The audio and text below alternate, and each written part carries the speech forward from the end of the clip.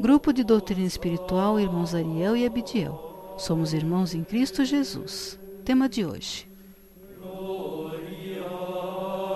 como é a vida após o desencarne? Meus amados, que a paz do Senhor Jesus esteja com todos. Há alguns dias, nossa irmã Inácia falou-lhe sobre o que acontece conosco na hora de nosso desencarne. Mas e daí em diante? O que acontece? Hoje vamos complementar este assunto.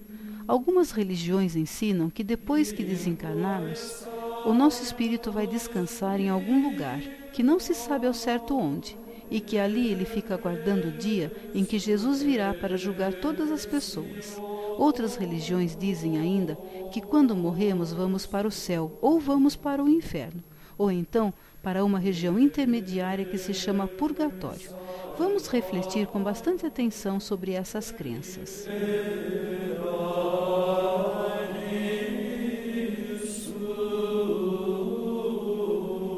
Se ao morrer tivermos que ficar aguardando para sermos julgados, sem fazer absolutamente nada, apenas descansando, isso seria muito infantil da parte de Deus, sem propósito algum, como se a nossa vida não tivesse nenhum objetivo espiritual.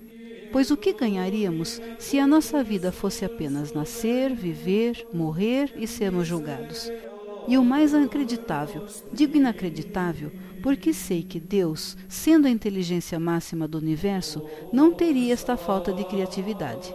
É que as pessoas adeptas de tais religiões acreditam que após este suposto julgamento, os que forem perdoados irão ter o privilégio de estar no céu, diante do trono de Deus, cantando e orando para Ele o tempo todo, por toda a eternidade.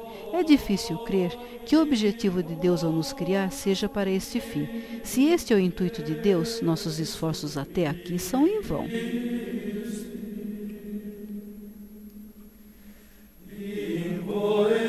Mas o que será feito daqueles que serão julgados culpados dos seus pecados?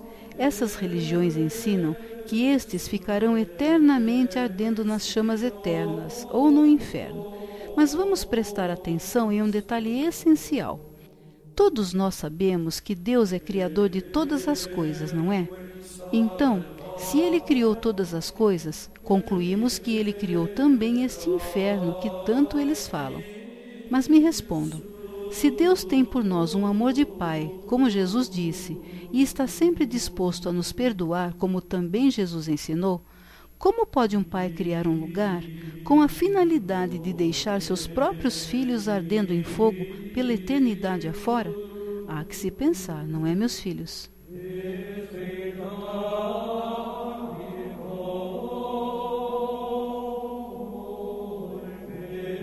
Bem, na verdade, a vida depois do desencarne não tem segredos.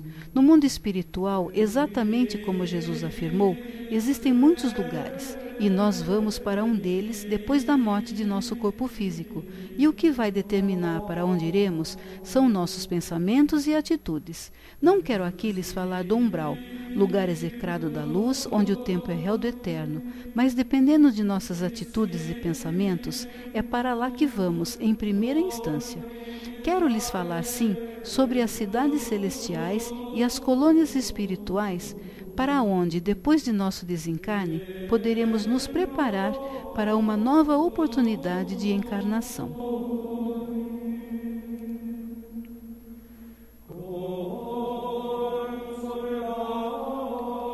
É nesse lugar que nos recuperamos do que sofremos no nosso desencarne, que geralmente é causado por doença, acidente, etc. É também onde poderemos reencontrar nossos entes queridos.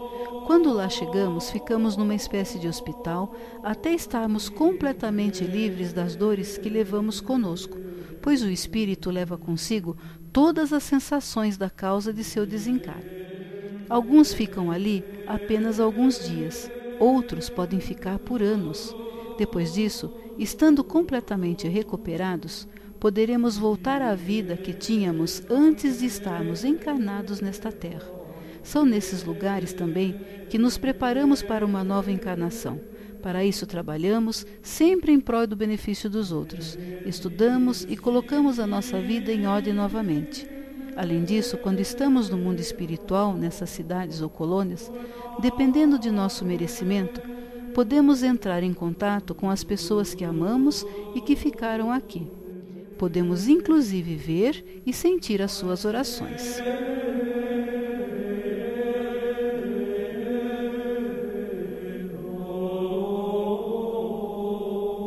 Falando nisso, meus amados, me lembrei de uma coisa importante que nos faz sofrer quando desencarnamos: a tristeza dos que ficaram.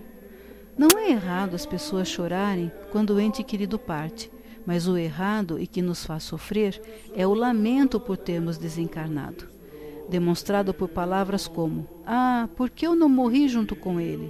Ou então: "Por que você foi me deixar agora, fulano?" Ou ainda: "Por que Deus foi tão injusto comigo tirando ele de mim?" E assim por diante.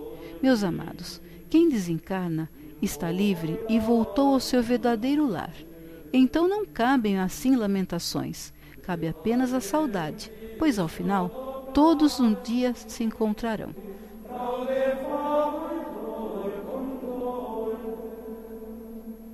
Voltando ao assunto. Alguns de vocês devem estar pensando: mas a nossa vida espiritual é igual a esta que temos aqui? Sim, é praticamente igual, com a diferença que quando estamos do outro lado, podemos enxergar as nossas vidas da forma como elas realmente são, pois voltamos a lembrar de nosso passado, de todas as coisas que fizemos ou deixamos de fazer, das alegrias e tristezas que causamos, do amor que demos e daquele que deixamos de dar. Essas lembranças, meus irmãos, é que fazem com que tenhamos a necessidade de reencarnar, pois é só assim que podemos aprender, como em uma escola, o verdadeiro sentido da vida. É nesse momento, meus filhos, quando estamos na vida espiritual, é que nos damos conta de que nada somos e de que nada fazemos sem a ajuda e a permissão de nosso Mestre Jesus.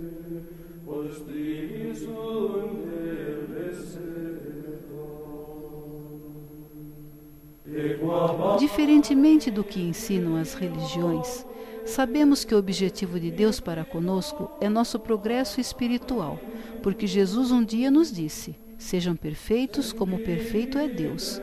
E as encarnações são as oportunidades que Deus nos dá para progredirmos espiritualmente.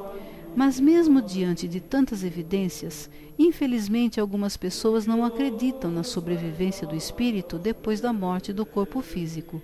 Usam até uma pergunta para tentar convencer outras pessoas dessas suas convicções.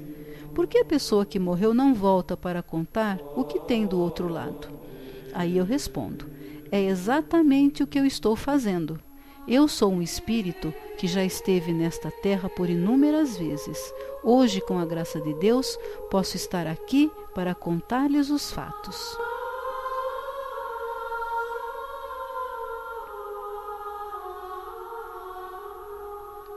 Assim, meus irmãos, vemos que não vivemos nesta terra à toa.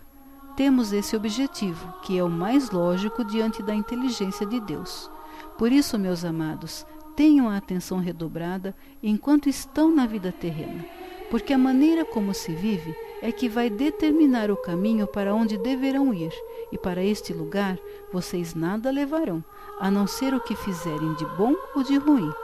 Então, façam o máximo que puderem, amem a Deus sobre todas as coisas e amem ao seu próximo como a si mesmo. Não lhe faça aquilo que não gostariam que fizesse a vocês, pois Deus é justo. Ele pode lhes perdoar, e com toda certeza irá perdoar, mas com as consequências de seus atos vocês terão que arcar. Senão, não haveria justiça da parte de Deus. Para lhes ajudar, relembrem o que Paulo disse: o amor ao próximo, a caridade, é fundamental em nossa vida. Primeira carta de Paulo aos Coríntios, capítulo 13, versículos do 1 ao 13. Ajudar o seu próximo de coração será a passagem para um mundo melhor após o desencarne. Se vocês ainda não conseguem sentir amor pelo seu próximo, orem a Deus para que Ele os ajude a mudar.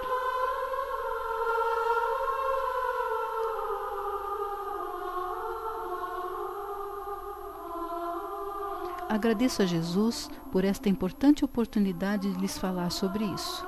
Fiquem com a paz de Jesus em seus corações. Até breve. Espírito Veneranda, Piracicaba, São Paulo, 25 de novembro de 2015.